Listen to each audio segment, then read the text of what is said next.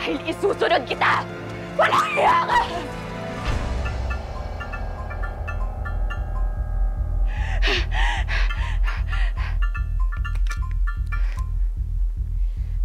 Hello? Hello, sis. Bahay ka pa?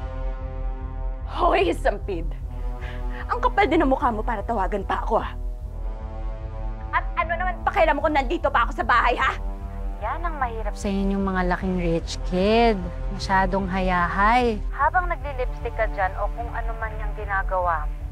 Ako, ginagawan ko na ng paraan ang pagiging tanging heredera ng mga tera.